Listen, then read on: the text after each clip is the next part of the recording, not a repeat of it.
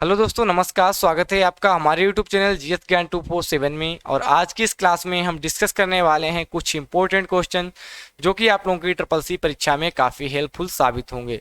तो जितने भी लोग क्लास से जुड़ चुके हैं, आप सभी लोगों से अनुरोध है क्लास को ज़्यादा से ज़्यादा शेयर कर दें ताकि और भी लोग हमारी क्लास से जुड़ सकें। चलते हैं आज के पहले क्वेश्चन की ओर।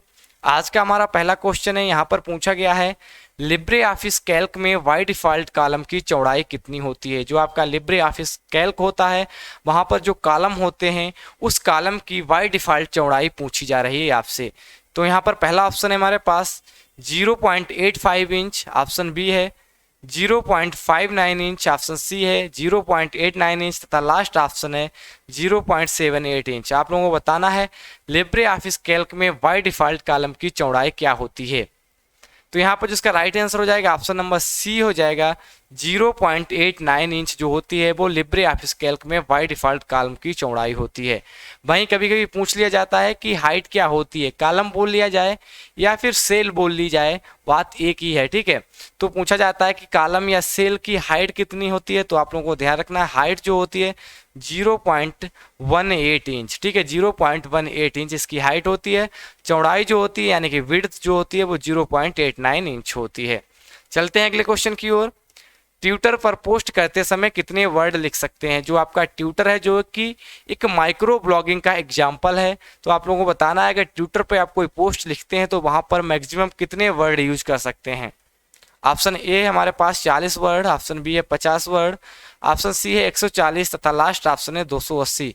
कितने मैक्सिमम वर्ड आप यूज कर सकते हैं जब आप ट्विटर पे कोई भी पोस्ट लिखते हैं। तो यहाँ पर जिसका राइट आंसर हो जाएगा ऑप्शन नंबर डी हो जाएगा 280 वर्ड आप लोग लिख सकते हैं। कभी कभी पूछा जाता है कि ट्विटर कब रिलीज किया गया, यानी कि ट्विटर जो है वो किस सन में लॉन्च किया गया। तो ट्विटर को सन 2006 में लॉन्च किया गया था। आप लोगों को ध्यान रखना है ट्विटर को सन 2006 में लॉन्च किया गया था। चलते हैं अगले क्वेश्चन की ओर। लिब्रे ऑफिस राइटर में किसी शब्द के शुरू में जाने के लिए कौन सी शॉर्टकट की प्रेस करते हैं। अगर लिब्रे ऑफिस राइटर में आप कुछ भी लिख रहे हैं और वहां पर आपको किसी भी वर्ड के स्टार्टिंग पॉइंट में जाना है तो आप कौन सी शॉर्टकट की प्रेस करेंगे। एग्जाम्पल ए है हमारे पास, पहला ऑप्शन है control plus arrow right, option B है control plus arrow left, option C है control plus shift plus arrow left तथा लास्ट ऑप्शन है नन ऑफ दीज। किस शॉर्टकट की का प्रयोग किया जाएगा किसी भी शब्द के शुरुआत में पहुंचने के लिए, स्टार्टिंग पॉइंट में पहुंचने के लिए किस शॉर्टकट की का प्रेस करना जरूरी है। तो यहाँ पर जिसका राइट आंसर हो जाएगा ऑप्शन नंबर ए हो जाएगा कंट्रोल प्लस राइट एरो के थ्रू हम किसी भी शब्द के स्टार्टिंग पॉइंट पे पहुंच जाते हैं। चलते हैं अगले क्वेश्चन की ओर। ABRS का पूरा नाम क्या है। आप लोगों को बतानी है ABRS की राइट फुल फॉर्म क्या होती है।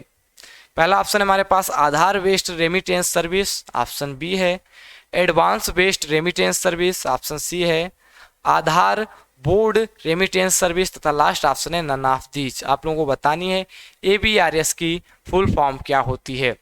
अगर इस क्वेश्चन के राइट आंसर की बात की जाए तो ऑप्शन नंबर ए हो जाएगा आधार बेस्ड रेमिटेंस सर्विस। ABRS की जो फुल फॉर्म होती है आधार बेस्ड रेमिटेंस सर्विस होती है।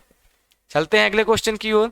सेल पॉइंटर को अगली सीट पर ले जाने के लिए कौन सी शॉर्टकट की प्रेस की जाती है। सेल पॉइंटर जो होता है उसको अगली सीट पर ले जाने के लिए किस शॉर्टकट की का प्रयोग किया जाता है। पहला ऑप्शन हमारे पास राइट एरो के थ्रू हम सेल पॉइंटर को अगली सीट पे ले जा सकते हैं, या फिर अल्टर प्लस पेज डाउन के थ्रू, या फिर कंट्रोल प्लस पेज डाउन, या फिर कंट्रोल प्लस होम। किसके थ्रू सेल पॉइंटर को अगली सीट पर हम ले जा सकते हैं। आप लोगों को इसका राइट आंसर पिक करना है। तो यहाँ पर जिसका राइट आंसर हो जाएगा ऑप्शन नंबर सी हो जाएगा कंट्रोल प्लस पेज डाउन की अगर प्रेस करेंगे तो सेल पॉइंटर जो है वो अगली सीट पर मूव हो जाता है। चलते हैं अगले क्वेश्चन की ओर। लिब्रे ऑफिस राइटर में बिना पैराग्राफ चेंज किए लाइन ब्रेक करने की शॉर्टकट की क्या होती है। लिब्रे ऑफिस राइटर की बात हो रही है और अगर वहां पर कोई पैराग्राफ है, पैराग्राफ को चेंज किए बिना आप लाइन को ब्रेक करना चाहते हैं, यानी कि लाइन को अलग करना चाहते हैं, तोड़ना चाहते हैं, तो किस शॉर्टकट की का यूज किया जाएगा। पहला ऑप्शन है हमारे पास shift plus enter, option B है control plus enter, option C है इंटर तथा लास्ट ऑप्शन है all of this. Libre Office Writer में बिना पैराग्राफ चेंज किए किसी भी लाइन को ब्रेक करने की शॉर्टकट की पूछी जा रही है। तो यहाँ पर जो इसका राइट आंसर हो जाएगा ऑप्शन नंबर ए हो जाएगा। शिफ्ट प्लस इंटर प्रेस करने से जो हमारी लाइन होती है बिना पैराग्राफ चेंज किए है वो ब्रेक हो जाती है, टूट जाती है। चलते हैं अगले क्वेश्चन की ओर। इम्प्रेस में हाइपर लिंक इंसर्ट करने की शॉर्टकट की क्या होती है? आप लोगों को बताना है लिब्रे ऑफिस इम्प्रेस के अंदर अगर हाइपर लिंक बनाना चाहते हैं आप तो किस शॉर्टकट की का प्रयोग किया जाएगा? पहला ऑप्शन है हमारे पास control plus M, option B है control plus K, option C है कंट्रोल प्लस एन तथा लास्ट ऑप्शन है नन ऑफ दीज। किस की का प्रयोग किया जाएगा टू क्रिएट हाइपरलिंक? तो यहाँ पर जो इसका राइट आंसर हो जाएगा ऑप्शन नंबर बी हो जाएगा। कंट्रोल प्लस के थ्रू हम हाइपरलिंक बना सकते हैं। कंट्रोल प्लस के आप लोगों को ध्यान रखना है। चलते हैं अगले क्वेश्चन की ओर। क्वेश्चन नंबर 8 में पूछा गया है कैल्क में हेडिंग 1 अप्लाई करने के लिए किस मेनू का इस्तेमाल करते हैं? लिब्रे ऑफिस कैल्क की बात हो रही है। कैल्क में हेडिंग 1 अप्लाई करना चाहते हैं तो किस मेन्यू का इस्तेमाल किया जाएगा? यहाँ पर मेन्यू पूछा गया है, आप लोगों को ये चीज़ ध्यान रखनी है। पहला ऑप्शन है हमारे पास इंसर्ट मेन्यू, ऑप्शन बी है फॉर्मेट मेन्यू, ऑप्शन सी है स्टाइल मेन्यू तथा लास्ट ऑप्शन है डेटा मेन्यू। किस मेन्यू का प्रयोग किया जाएगा हेडिंग 1 अप्लाई करने के लिए? तो यहाँ पर जो इसका राइट आंसर हो जाएगा ऑप्शन नंबर सी हो जाएगा। स्टाइल मेनू को सेलेक्ट करके वहाँ पर हमें हेडिंग 1, हेडिंग 2, हेडिंग 3 का ऑप्शन मिलते हैं, वहाँ से हम हेडिंग 1 को अप्लाई कर सकते हैं। तो आप लोगों को ध्यान रखना है कि ये स्टाइल मेनू के अंदर मिलता है हमें। चलते हैं अगले क्वेश्चन की ओर। क्वेश्चन नंबर 9 में पूछा गया है इम्प्रेस में सेव की गई फाइल का एक्सटेंशन नेम क्या होता है? अगर आपने कोई भी डॉक्यूमेंट इम्प्रेस के अंदर सेव किया है यानी कि इम्प्रेस के अंदर बनाया और सेव किया है तो उस फाइल का एक्सटेंशन नेम क्या होगा? फाइल एक्सटेंशन नेम क्या होगा? यहाँ पर ये पूछा गया है। पहला ऑप्शन है हमारे पास .odt, ऑप्शन बी है .ods, ऑप्शन सी है .odp। आप लोगों को बताना है कि इम्प्रेस में सेव की गई फाइल किस एक्सटेंशन नेम से सेव होती है। तो यहाँ पर जो अगर इसका राइट आंसर हो जाएगा ऑप्शन नंबर सी हो जाएगा .odp। ठीक है, .odp इसका राइट आंसर हो जाएगा। अगर लिब्रे ऑफिस राइटर की बात की जाती तो .odt होता है, .odt होता। वहीं अगर लिब्रे ऑफिस कैल्क की बात की जाए तो .ods होता है। ठीक है, .ods होता है। चलते हैं अगले क्वेश्चन की ओर।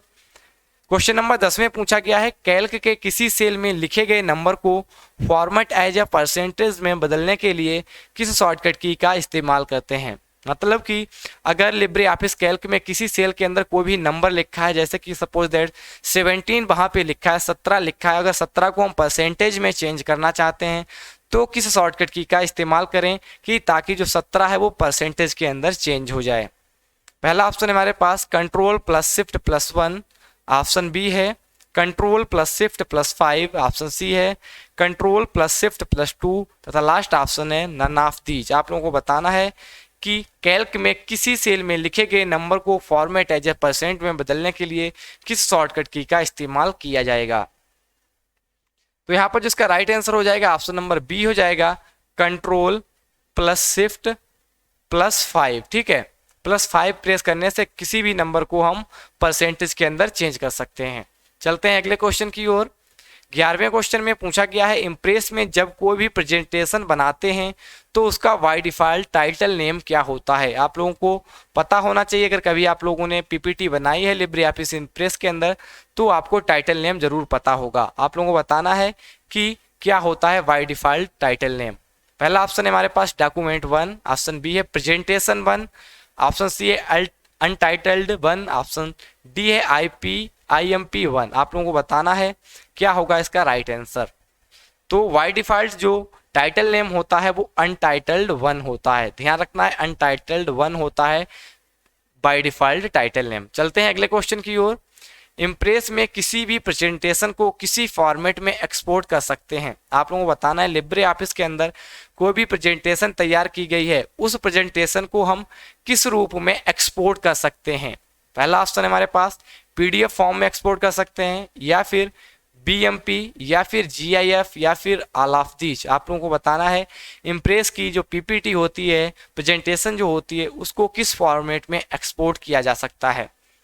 तो यहाँ पर जिसका राइट आंसर हो जाएगा ऑप्शन नंबर डी हो जाएगा ऑल ऑफ दीज, यानी कि उसको हम PDF के अंदर भी एक्सपोर्ट कर सकते हैं, BMP के अंदर भी तथा GIF के अंदर भी एक्सपोर्ट कर सकते हैं। इसीलिए जो हमारा राइट आंसर हो जाएगा ऑप्शन नंबर डी हो जाएगा ऑल ऑफ दीज। चलते हैं अगले क्वेश्चन की ओर। कैल्क में चार्ट को स्टैंडर्ड टूल बार पर बने चार्ट आइकन से भी डाला जा सकता है, यानी कि बात हो रही है लिब्रे ऑफिस कैल्क में अगर आपको चार्ट इंसर्ट करना है तो आप स्टैंडर्ड टूल बार पर बने जो होते हैं चार्ट, जो स्टैंडर्ड टूल बार पे चार्ट बने होते हैं उन आइकन को भी सेलेक्ट करके वहां पर चार्ट को इंसर्ट किया जा सकता है या फिर नहीं। ट्रू है या फिर फॉल्स, आप लोगों को इसका राइट आंसर पिक करना है।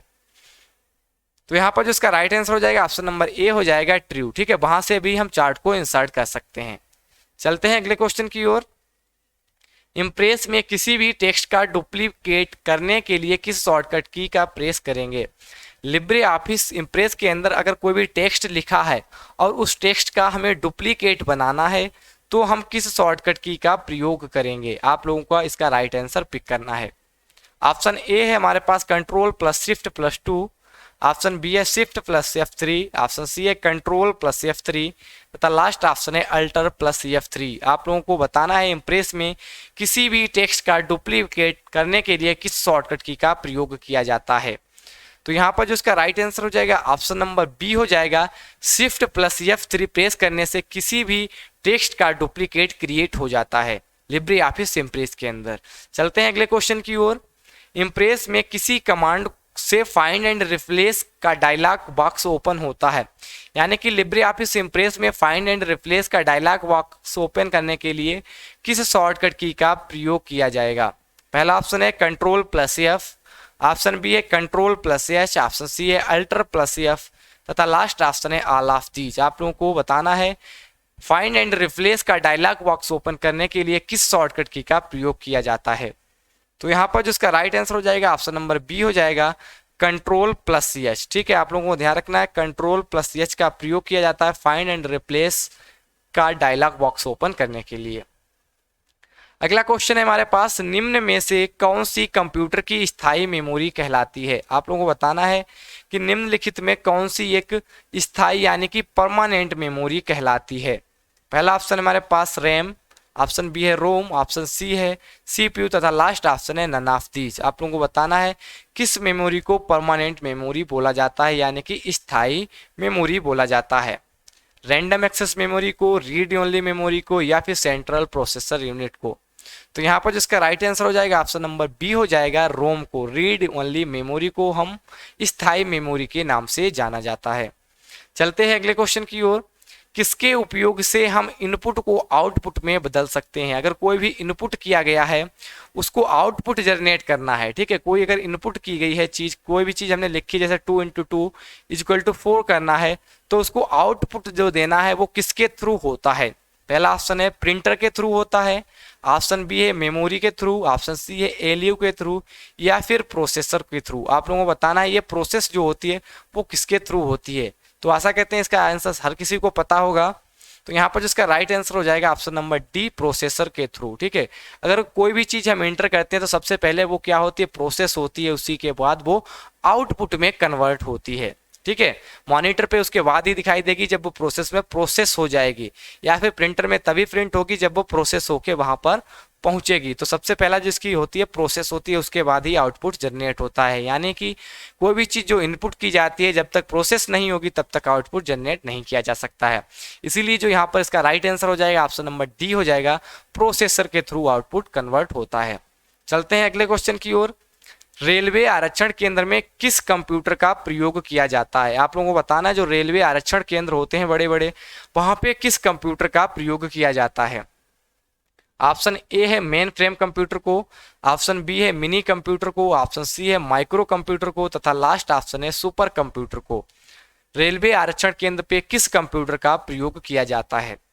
तो यहाँ पर जिसका राइट आंसर हो जाएगा ऑप्शन नंबर ए हो जाएगा, मेन फ्रेम कंप्यूटर का प्रयोग किया जाता है। ठीक है, आप लोगों को ध्यान रखना है मेन फ्रेम कंप्यूटर का प्रयोग किया जाता है। माइक्रो कंप्यूटर आजकल हम लोग यूज करते हैं जो कि ऑफिस या घरेलू कामों में प्रयोग होते हैं। मिनी कंप्यूटर जो होते हैं वो सर्वर कंप्यूटर भी होते हैं। Server computer main frame computer को भी बनाया जा सकता है, लेकिन जो रेलवे आरक्षण केंद्र है वहां पर बड़े कंप्यूटर की जरूरत होती है तो वहां पर मेन फ्रेम कंप्यूटर को लगाया जाता है।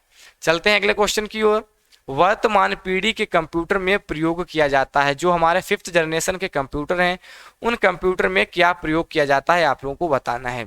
पहला ऑप्शन है हमारे पास SSIC, ऑप्शन बी है MSIC, ऑप्शन सी है BLSIC या फिर ULSIC। ठीक है, आप लोगों को बताना है वर्तमान पीढ़ी के कंप्यूटर में क्या प्रयोग किया जाता है। तो हर किसी को इसका राइट आंसर पता होगा। जो 5th जनरेशन के कंप्यूटर हैं, यानी कि जो वर्तमान प्रेजेंट के जो कंप्यूटर हैं, उनमें ULSI तकनीक का प्रयोग किया जाता है। ठीक है, आप लोगों को ध्यान रखना है ULSI तथा कभी कभी आर्टिफिशियल इंटेलिजेंस, ठीक है, ULSI या फिर AI का प्रयोग किया जाता है। आप लोगों को ये चीज़ ध्यान रखनी है। चलते हैं अगले क्वेश्चन की ओर। अगला क्वेश्चन है हमारा EB एक्जावाइट इजकल टू। आप लोगों को बताना है जो एक EB होता है वो किसके बराबर होता है, किसके समकक्ष होता है। आप लोगों को इसका राइट आंसर पिक करना है। पहला ऑप्शन है हमारे पास 1024 PB, ऑप्शन बी है 1024 TB, ऑप्शन सी है 1024 GB तथा लास्ट ऑप्शन है 1024 YB। आप लोगों को बताना है एक EB जो होता है वो किसके बराबर होता है, एक EB किसके बराबर होगा। आप लोगों को इसका राइट आंसर पिक करना है। तो यहाँ पर जो इसका राइट आंसर हो जाएगा ऑप्शन नंबर ए हो जाएगा 1024 PB। यहाँ पर जो है इसका राइट आंसर 1024 PB हो जाएगा, 1024 PB। आप लोगों को ये चीज़ ध्यान रखनी है। चलते हैं अगले क्वेश्चन की ओर। यहाँ पर पूछा गया है आधुनिक डिजिटल कंप्यूटर में किस पद्धति का प्रयोग किया जाता है। जो आपका आधुनिक कंप्यूटर है उस कंप्यूटर में किस पद्धति का प्रयोग किया जाता है। पहला ऑप्शन है हमारे पास बाइनरी अंक सिस्टम का, ऑप्शन बी है दशमलव अंक सिस्टम का, ऑप्शन सी है अनुरूप अंक सिस्टम का या फिर इनमें से कोई नहीं। अगर आप लोगों ने अभी तक हमारा टेलीग्राम चैनल ज्वाइन नहीं किया तो हमारा टेलीग्राम चैनल है GS ज्ञान 247। आप लोग यहां पर हमें ज्वाइन कर सकते हैं। यहां पर हम इंपॉर्टेंट PDF तथा क्लास की लिंक यहां पर भेजते रहते हैं।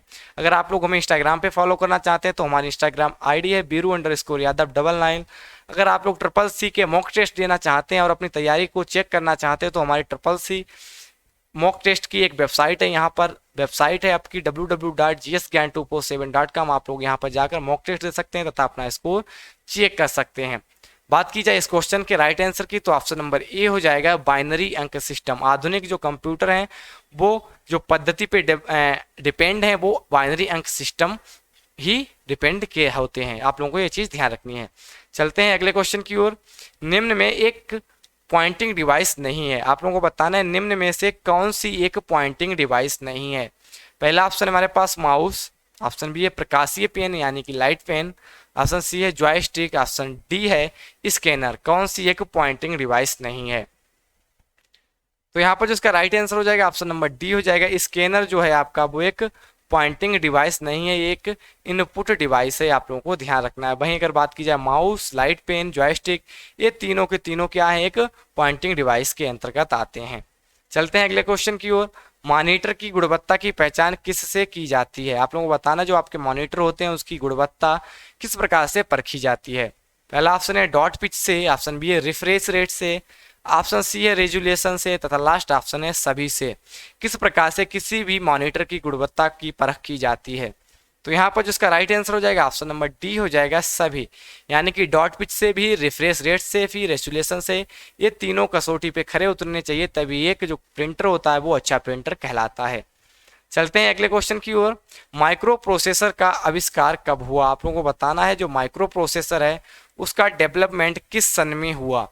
पहला ऑप्शन है 1970, ऑप्शन बी है 1973, ऑप्शन सी है 1979 तथा लास्ट ऑप्शन 1981। आप लोगों को बताना है माइक्रो प्रोसेसर का आविष्कार किस सन में किया गया था।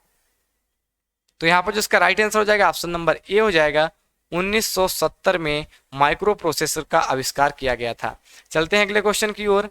निम्न में किसका उपयोग पावर पॉइंट में स्लाइड की डुप्लीकेट कॉपी बनाने में किया जाता है। आप लोगों को बताना है अगर पावर पॉइंट में स्लाइड की डुप्लीकेट कॉपी बनानी है, किसी भी स्लाइड की डुप्लीकेट कॉपी बनानी है तो किस शॉर्टकट की का प्रयोग किया जाएगा। पहला ऑप्शन है Ctrl+E, ऑप्शन बी है Ctrl+D, ऑप्शन सी है Ctrl+C तथा लास्ट ऑप्शन है नन ऑफ दीज। किस शॉर्टकट की का प्रयोग किया जाएगा किसी भी स्लाइड की डुप्लीकेट कॉपी बनाने के लिए। तो यहाँ पर जो इसका राइट आंसर हो जाएगा ऑप्शन नंबर बी हो जाएगा Ctrl+D का प्रयोग किया जाएगा डुप्लीकेट कॉपी बनाने के लिए किसी भी स्लाइड की। तो ये थे आज के हमारे 25 क्वेश्चन। आशा करते हैं आप लोगों को वीडियो पसंद आई होगी। अगर वीडियो पसंद आई है तो वीडियो को लाइक करें, शेयर करें तथा हमारे यूट्यूब चैनल GS ज्ञान 247 को आज ही सब्सक्राइब कर लें। Thank you for watching. Thank you, धन्यवाद, बाय बाय, टेक।